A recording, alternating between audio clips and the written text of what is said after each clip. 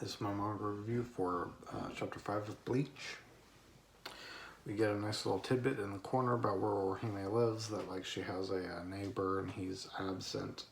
There's someone who lives under her, and then there's a vacant thing next door.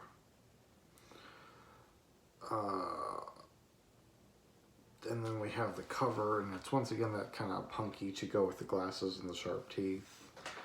They have like Orihime next to him sitting down wearing a dress. Ichigo's shirt has like dots. And then there's a dark-haired character who at first you think is Rukia. She has sharp teeth and a helmet and stuff.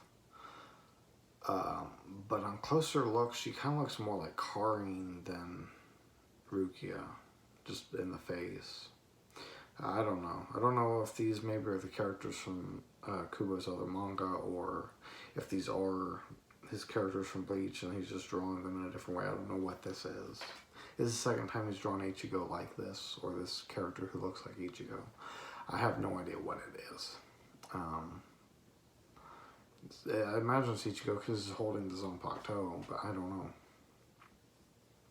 It's cool outfits, it's cool designs, it's cool looking characters. I just don't know what the purpose behind it is. Or really any of them for that matter. So Ichigo sees, as we open, Tatsuki and Orihime's bodies, and then he sees that Orihime is behind him that he just protected, and sees the chain connected to her. He's sitting there trying to kind of figure out what the hell's going on, and then Orihime's brother begins telling him that she's a spirit, and he's too late because she's already died. He can't save her.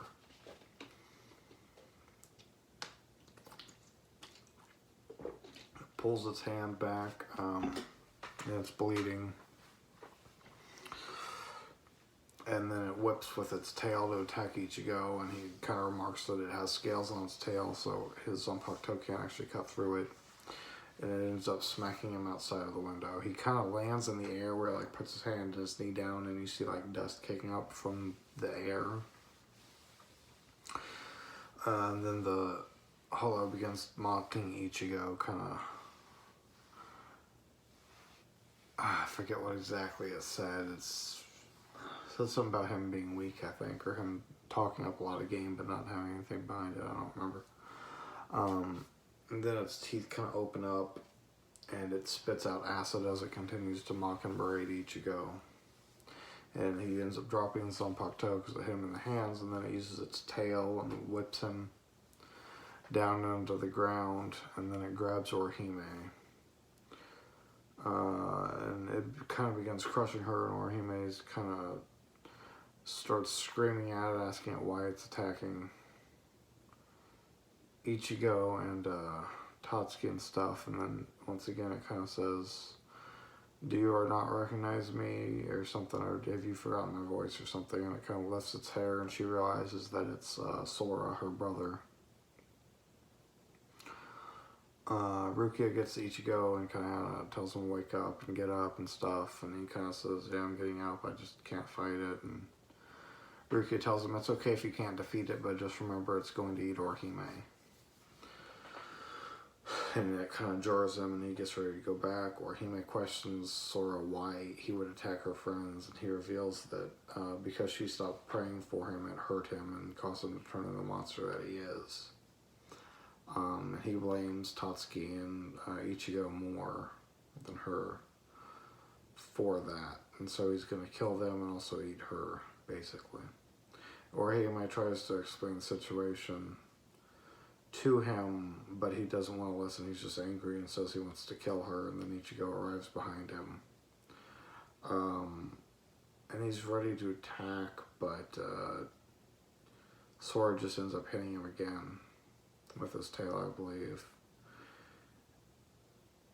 And Orihime again kind of asks Sora why he's doing this, and states that her brother would never do this, and then he kind of begins crushing her and just screaming that he's going to kill her.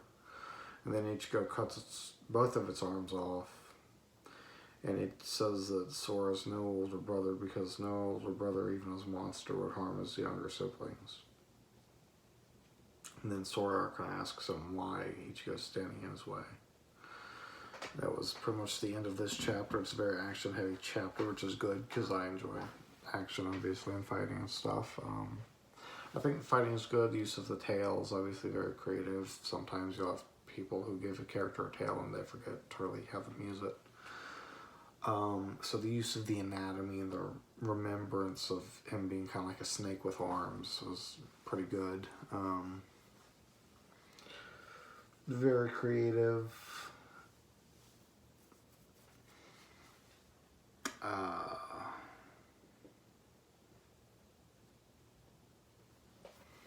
It's a pretty quick review. I liked it. It's good. If I can give one piece of criticism, it's that the manga panels are like too zoomed in, so at times you really don't know what the fuck is happening very easily. Like you'll see Ichigo's face and his sword like in the corner and then scales, so it's like, okay, I guess Sora's attacking him with his tail and he's gonna try to block it. But I mean, you can just barely make that out. Kubo draws a lot of panels that are really kind of cluttered. And overall, it's just kind of hard to follow what's happening, but I kind of already know, having watched the anime, so it's not that big a deal for me. If I hadn't, then I'd probably have more to say about that. Like, I have no idea what the fuck is going on, but yeah. It's a good fight. It's an interesting fight. The characters, specifically with the art, look good. But yeah, I don't have a lot to expand on here. So that's it for chapter 5.